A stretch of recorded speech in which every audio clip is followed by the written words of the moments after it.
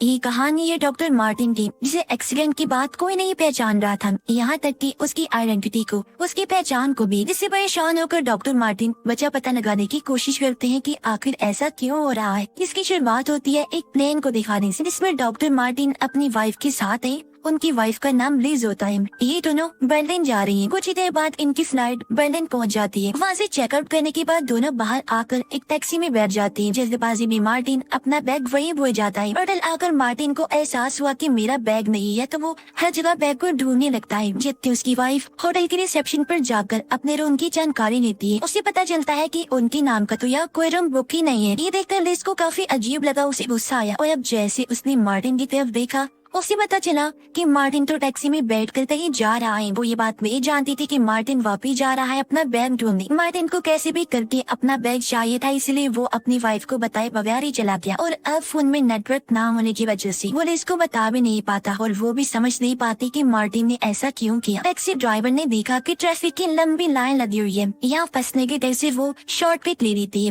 ताकि मार्टिन को जल्दी एयरपोर्ट पहुँचा सके। और अचानक इनकी गाड़ी का एक्सीडेंट हो गया, जिससे गाड़ी पुल के नीचे नदी में गिर जाती है। जल्दी जल्दी ड्राइवर गाड़ी का कांच तोड़कर मार्टिन को बाहर निकालती है, पर तब तक वो काफी जख्मी हो गया था। एक्सीडेंट का पता लगते ही यहाँ मेडिकल टीम आ गई और वो मार्टिन को उठाते हैं, जबकि टैक्सी ड्राइवर यहाँ से चली जाती है। मार्टिन की हालत देखकर उसे हॉस्पिटल में दाखिल कर दिया जाता है, जहाँ 4 दिन बाद मार्टिन को होश आया। डॉक्टर उसे बताते हैं कि आप पिछले 4 दिन से कोमा में थे। मार्टिन अभी भी काफी हैरान और परेशान था, इधर उधर अपनी वाइफ को ढूंढने लगता है। डॉक्टर से पूछता है क्या मेरी वाइफ नहीं आई यहाँ। डॉक्टर ने उसे बताया कि हमें नहीं पता था कि आपकी वाइफ भी है, हमें तो आपका नाम तक नहीं पता था, क्योंकि आपके पास में आपकी आईडी भी नहीं मिली, आपको कोई ढूंढने भी नहीं आया, जिससे हमें लगा कि आपको कोई नहीं है। ये कहकर वो मार्टिन को उसका सामान देते हैं। मार्टिन ने अपनी घड़ी को देखा, तब उसे याद आया कि ये तो लिज ने मुझे गिफ्ट दी थी। वो अपने डैड की दी हुई डायरी देख पाए, जिसने कुछ वर्ड्स लिखे हुए थे जो हमेशा उसकी डैड बोला करती थी, साथ ही कुछ नंबर्स भी थे। तभी मार्टिन टीवी चलाता है, उसे एक कॉन्फ्रेंस की जानकारी मिली। तब उसे याद आया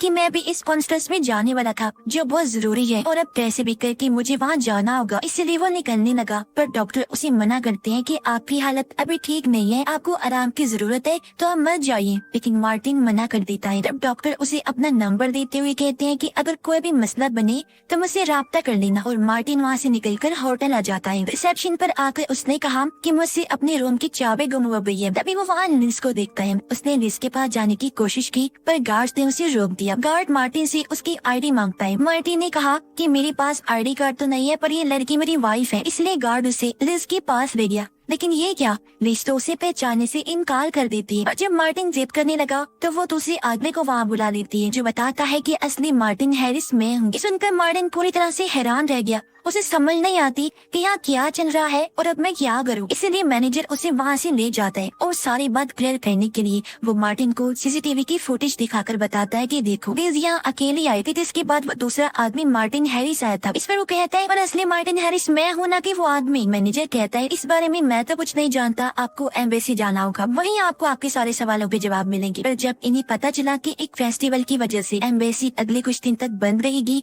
तो मार्टिन मायूस होकर वहाँ से चला जाता है। वो एक छोटे से होटल में आता है, पर वहाँ भी उसे पासपोर्ट न होने की वजह से रूम नहीं मिलता। मार्टिन अपने दोस्त को कॉल करके सब कुछ बताता है जो कुछ उसके साथ हो रहा है। तभी उसने नोटिस किया कि एक गाड़ी सुबह से मेरे पीछा कर रही है। वो घबरा गया, जल्दी से मेट्रो में आकर बैठ जाता है और अपनी डायरी में भी वो सब चीजें लिखने लगता है जो उसे याद है। स्टेशन पर उतरने के बाद वो उस टैक्सी को देखता है जिसमें उसका एक्सीडेंट हुआ था। वो फौरन टैक्सी वालों के पास जाकर उसके बारे में पूछता है। वो लोग बताते हैं कि हाँ, वो टैक्सी एक लड़की चलाती है जिसका नाम जीना है, और इस टाइम वो एक बार में काम करती है। मार्टिन फौरन उस बार में चला गया जहाँ जीना उसे कहती है मुझे तुमसे कोई बात नहीं करनी, तुम चले जाओ यहाँ से। लेकिन मार्टिन फिर भी कोशिश करता रहता है उसे बात करने की, मगर जब जीना नहीं सुनती तो वो वहाँ से हॉस्पिटल के लिए निकल जाता है प्रोफेसर से मिलने के लिए। लेकिन उसने देखा कि प्रोफेसर के साथ वहाँ दूसरा मार्टिन खड़ा है। उसे गुस्सा आ गया, वो दोनों पर चिल्लाने लगा, कहता है गए तुम लोग मेरे खिलाफ साजिश तो नहीं कर रही। इस पर दूसरा मार्टिन में गुस्से में आकर कहता है तुम फजूल बातें कर रही हो,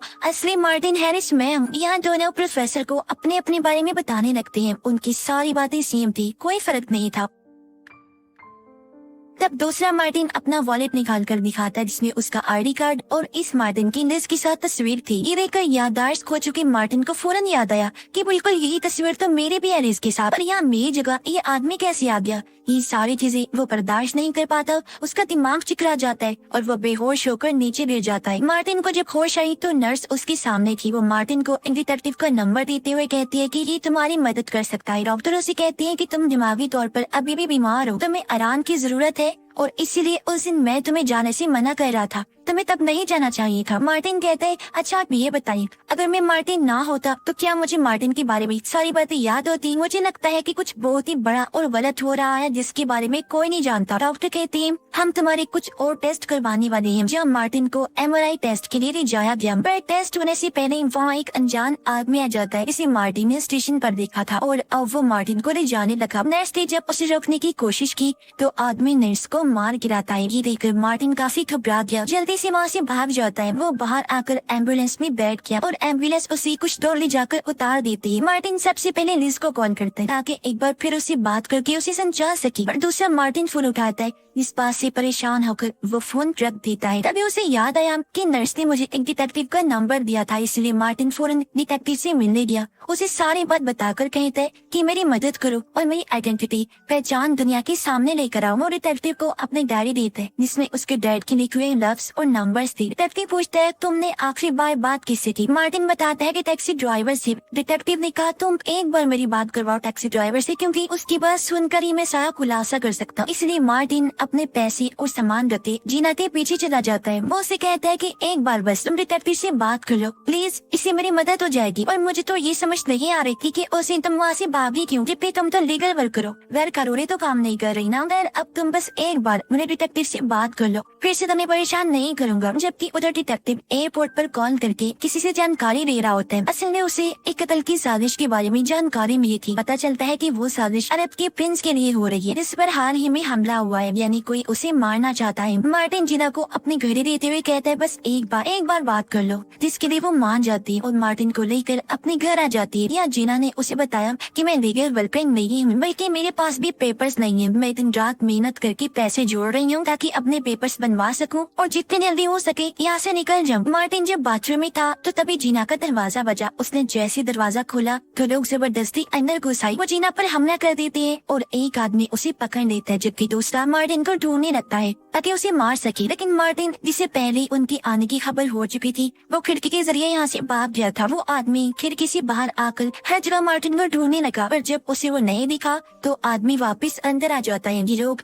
जीना को मारने ही वाले थे कि तभी मार्टिन वापस आया और इन दोनों पर हमला बोल देता है। उसके एक आदमी से हाथापाई हो गई। अब जीना एक इंजेक्शन देकर आदमी की गर्दन में घुसा देती है, जिससे इन्हें भागने का मौका मिल गया। दोनों वहाँ से भागकर बाहर आई, एक गाड़ी लेकर निकल जाते हैं और दोनों गुंडे अभी भी इनका पीछा कर रहे थे दूसरी गाड़ी से। और कुछ देर तक ये सिलसिला ऐसे ही चलता रहा, लेकिन एक टाइम ऐसा आया जब इनकी गाड़ी ट्रेन से टकराने वाली थी। उसे बचने के चक्कर में दोनों गाड़ियों का एक्सीडेंट हो गया, लेकिन मार्टिन और जीना गाड़ी से निकलकर भाग जाते हैं। वो सीधा एक क्लब में आई जहाँ जीना मार्टिन पर काफी गुस्सा हुई। कहती है कि मुझे लगता है तुम एक कातिल हो, क्योंकि एंड में तुम जैसे लोग खूने ही निकलते हैं। अब मेरी जिंदगी भी खराब हो जाएगी, न जाने में कैसे तुम्हारे चक्कर में फंस गई। इतना बोलकर वो नाराज होकर वहाँ से निकल जाती है। तब मार्टिन एक बार फिर डायरी में लिखे हुए उन नंबर्स को देखने लगा और ये समझने की कोशिश करता है। उसे समझ लगी कि ये नंबर्स एक कोड है, जिन्हें मार्टिन डिकोड करता है। डिकोड होते ही ये नंबर्स कुछ अल्फाज बना देते हैं जो दो साइंटिफिक नाम बन रहे थे। इन नामों को लेकर मार्टिन डिटेक्टिव के पास आया और उसे कहता है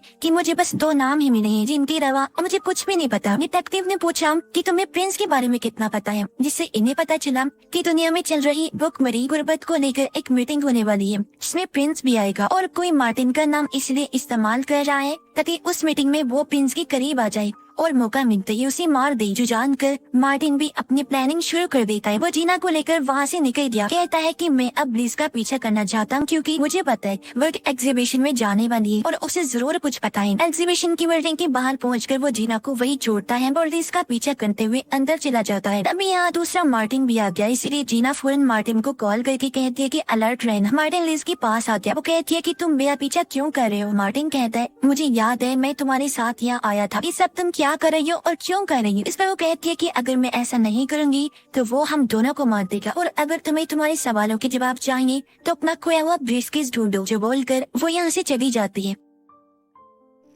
तभी यहाँ जीना भी आ गई और ये दोनों यहाँ से निकल जाते हैं। तभी डिटेक्टिव के पास एक फोटो की मेल आती है। फोटो में उसने मार्टिन और लिज को देखा, यानी वो एक साथ ही एयरपोर्ट पर आए थे, जिससे वो समझ गया कि इसका मतलब है मार्टिन सच बोल रहा है और कोई बड़ी साजिश चल रही है। तभी डिटेक्टिव के पास मार्टिन की दोस्त की कॉल आई। वो डिटेक्टिव को कहता है कि मार्टिन के बारे में मुझे आपसे कुछ बातें करनी है, मैं उसकी आइडेंटिटी भी साबित करूंगा, तो बताए हम कहाँ मिलेंगे। डिटेक्टिव उसे अपने घर बुला लेते हैं, पर जल्दी उसे एहसास हो गया कि मार्टिन का दोस्त एक कातिल है और अब ये मुझसे सारी जानकारी निकलवा देगा, इसलिए वो अपने चाय में जहर मिलाकर अपनी जान ले लेता है, क्योंकि वो इस कातिल की आत्म मरना नहीं चाहता था। मार्टिन जिला को लेकर एयरपोर्ट आ गया, जहाँ उसे अपना खोया हुआ ब्रीफकेस मिल जाता है, इसके साथ साथ उसका पासपोर्ट और बहुत सारे पैसे भी। जीना कहती है कि ये जगह बिल्कुल भी महफूज नहीं है, हमें यहाँ से चलना चाहिए, पर मार्टिन ने इनकार कर दिया, ये कहकर कि मैं कहीं नहीं जा सकता क्योंकि लिज ने मुझे यही इंतजार करने को कहा था। वो बहुत सारे पैसे जीना को देते हुए कहता है कि तुम चले जाओ। पैसे लेते ही वो यहाँ से निकल जाती है। तभी मार्टिन के पास उसका वही दोस्त आया, कहता है कि मैं तुम्हारी मदद करने आया हूँ, अब मैं सब ठीक कर दूंगा। जीना जब टैक्सी के लिए लाइन में लगी हुई थी तो उसने देखा कि कुछ लोग जबरदस्ती मार्टिन को अपने साथ ले जा रही हैं, तो वो जल्दी से एक टैक्सी चुरा कर मार्टिन वाली गाड़ी का पीछा करती है। मार्टिन का दोस्त उसे एक सुनसान जगह पर ले आया था और उसे देखने लगता है, फिर बताता है कि सब कुछ हमेशा परफेक्ट अच्छा होते आया है, तुम अपने काम बहुत अच्छे से करते थे, पर इस बार न जाने तुम्हें क्या हो गया। ये कहकर वो उसे बताता है कि तुम मार्टिन हैरिस नहीं होगी, सारी मन गलत कहानियां हैं, सारी चीजों को मैंने प्लान किया, तुम्हें मार्टिन बनाकर यहाँ बेचने वाला भी मैं ही हूँ, पर तुमने सब कुछ खराब कर दिया। इतना बोलकर वो मार्टिन को मारने की तैयारी करता है। तब मार्टिन उससे पूछता है, अच्छा अब ये बताओ कि मैं आखिर हूँ कौन। वो जवाब देता है कि तुम एक पेशेवर कातिल हो, तुम्हारा काम ही लोगों को मारना है, तुम यहाँ भी प्रिंस को मारने आई थी, पर तुमने सब गड़बड़ कर दी, इसलिए अब तुम मरने वाले। इतना कहकर उसने अपने साथी को कहा कि मार्टिन की जान ले लो। वो उसे मार ही देता, पर एन वक्त पर याद जीना आ गई। वो उस आदमी को धक्का मारकर उनकी गाड़ी भी ठोक देती है, जिससे गाड़ी में ब्लास्ट हुआ और मार्टिन की दोस्त समेत सब लोग मारे जाते हैं। मार्टिन अपने दोस्त का बैग चेक करता है, जिसमें उसे मार्टिन के बहुत सारे पासपोर्ट्स मिलते हैं, लेकिन सब पर अलग अलग नाम थे, जिससे मार्टिन को कंफर्म हो गया कि हाँ सच में मैं कातिल ही हूँ और आज रात ये लोग प्रिंस को मारने वाले हैं, जिन्हें कैसे भी करके मुझे रोकना है। हम प्रिंस को देखते हैं जो मीटिंग में आ चुका है, यहाँ प्रोफेसर भी है और लिज भी सारे प्लानिंग की तैयारी कर रही है। वो प्रिंस का वेलकम करती है। अभी यहाँ मार्टिन और जीना भी आते, जो पीछे के दरवाजे से अंदर आने की कोशिश करते हैं, पर सिक्योरिटी वाले दोनों को पकड़ लेते हैं। मार्टिन उनसे कहते हैं, जल्दी सारे लोगों को यहाँ से बाहर निकालो, क्योंकि मैंने यहाँ बॉम्ब लगाया हुआ है, वो भी 3 महीने पहले लगाया था, जिसे आज ब्लास्ट करना। ये सुनकर वो लोग 3 महीने पहले की फुटेज चेक करते हैं। उन्हें पता चल गया कि हाँ मार्टिन सच कह रहा है। 3 महीने पहले मार्टिन और लिज यहाँ आए थे और उन्होंने बॉम्ब लगाया था, और अब लिज उस बॉम्ब को स्टार्ट कर देती है। ये बात टोटल स्टार को भी पता लग गई थी, इसलिए वो सब लोगों को बाहर निकालने लगते हैं। जिनमें प्रिंस भी था वो भी जाने लगता है, इसलिए लिज को एहसास हो गया कि अब बॉम्ब ब्लास्ट करने का कोई फायदा नहीं है, और वो बॉम्ब को डीएक्टिवेट करने के लिए चली जाती है। तभी यहाँ मार्टिन प्रोफेसर को देखता है, जो अपनी दोनों बेटियों के साथ आए हुए थे। मार्टिन को दोनों बच्चियों के नाम पता चलते हैं, जो वही साइंटिफिक नाम थे जो उसे अपनी डायरी के कोड को डिकोड करने से पता चले थे। तब मार्टिन को समझ आ गया कि इन लोगों का टारगेट प्रिंस नहीं है बल्कि प्रोफेसर है, क्योंकि ये लोग प्रोफेसर की रिसर्च को हासिल करना चाहते हैं, क्योंकि ये एक ऐसी रिसर्च है जिसमें दुनिया की गुरबरे की झटके में खत्म हो सकती है। पर हाँ, अगर ये रिसर्च गलत हाथों में चली गई तो बहुत बड़ी गड़बड़ हो जाएगी। तो आज ही लोग कैसे भी करके प्रोफेसर को मार देंगे, इसलिए मार्टिन प्रोफेसर के पास जाने लगा उन्हें बचाने के लिए। तभी दूसरा मार्टिन भी आ जाता है प्रोफेसर को मारने के लिए, पर रास्ते में जब दोनों का सामना हुआ तो उनकी खतरनाक लड़ाई होने लगती है। इसी बीच लिज भी बॉम्ब तक पहुंच गई, लेकिन बॉम्ब को डीएक्टिवेट करने से पहले ही बॉम्ब फट गया और लिज की मौत हो जाती है। मार्टिन भी दूसरे मार्टिन को मार देता है और जीना इस वाले मार्टिन को लेकर बाहर आई। इस हादसे में सिर्फ लिज की जान ही गई थी, जबकि बाकी सब लोगों को बचा लिया गया था, और मेन आदमी प्रोफेसर को भी। प्रोफेसर जल्दी अपनी कॉन्फ्रेंस को पूरा करके दुनिया को एक नई फसल के बारे में बताते हैं, जिसकी तादाद इतनी ज्यादा होगी कि दुनिया में गुर्बत, खाने पीने की किल्लत खत्म हो जाएगी, जिससे सब लोग बहुत ज्यादा खुश हो जाते हैं। मार्टिन जिराफ को एक नकली पासपोर्ट बनवा कर देता है और अपनी भी एक दूसरी आइडेंटिटी। इसके बाद दोनों वहाँ से निकल जाते हैं अपनी जिंदगी के नए सफर पर, जहाँ वो एक साथ रहने का फैसला करती है, और ये कहानी भी इधर ही खत्म हो जाती है।